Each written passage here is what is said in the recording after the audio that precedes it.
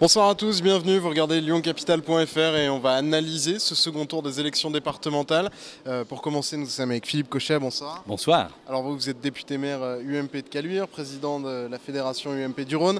A priori, le département, l'UMP l'a gagné puisque vous auriez entre 14 et 15 élus, la majorité est à 13. Vous l'avez gagné dans les urnes, est-ce que vous redoutez un troisième tour où les centristes prendraient leur revanche ? Écoutez, je crois que le message des électeurs a été très clair.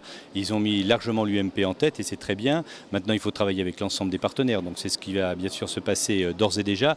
Il est évident qu'il est hors de question de trahir le vote de la part des électeurs. Et nous sommes très sereins donc, pour jeudi où le troisième tour aura lieu.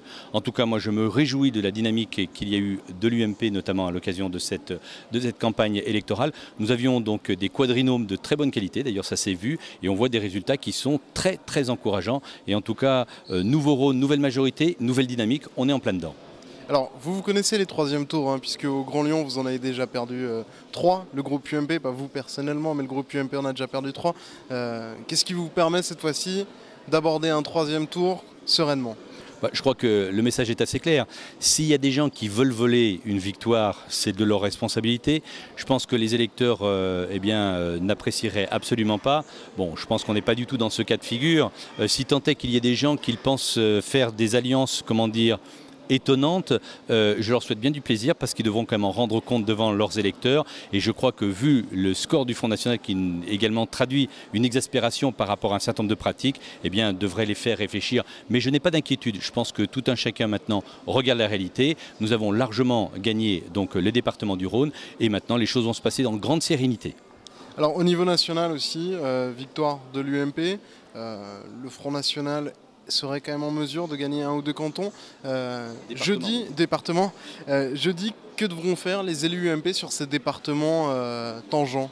Je crois que si vous voulez, premièrement, il faut attendre les résultats finaux. Pour nous, c'est une excellente nouvelle.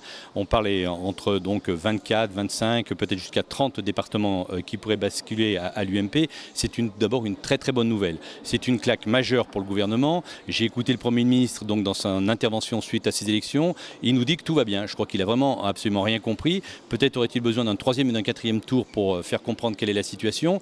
Il a par contre très bien manœuvré pour faire monter le Front National. Pas suffisamment pour pouvoir finalement nous mettre, nous l'UMP, en difficulté, mais on voit que c'est une stratégie qui est suicidaire et on voit bien également au niveau de la gauche que les propos du Premier ministre sont complètement maintenant contestés.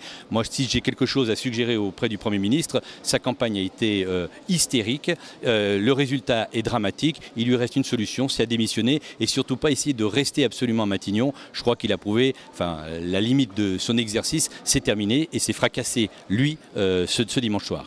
Un dernier mot au niveau local. Cette élection, finalement, c'était une primaire entre l'UDI et l'UMP, puisqu'il y avait peu de suspense sur la dominante politique qui allait prendre la tête du département. C'est quoi pour vous ce grand enseignement de la défaite de l'UDI et de la victoire de l'UMP ? Vous savez, on n'est pas là dans une démarche, il y a une victoire, il y a une défaite d'un camp ou de l'autre. Non, non, je crois que simplement, dans les urnes, il s'est quand même traduit quelque chose. On l'a vu d'ailleurs dès le premier tour, il y a une dynamique très forte au niveau de l'UMP. Nos partenaires de l'UDI, bien sûr, doivent en tenir compte, mais on va travailler avec eux de manière tout à fait logique et normale, comme on l'a fait dans d'autres domaines. C'est ni plus ni moins la traduction réelle. Vous savez, pendant longtemps, on disait l'UDI fournissait les candidats, l'UMP fournissait les voix. Eh bien là, je dirais, comme nous sommes partis sous nos couleurs, on voit qu'effectivement les gens nous font plutôt confiance, mais ça n'empêchera pas de travailler en très bonne intelligence avec l'UDI. Merci beaucoup Philippe Cochet.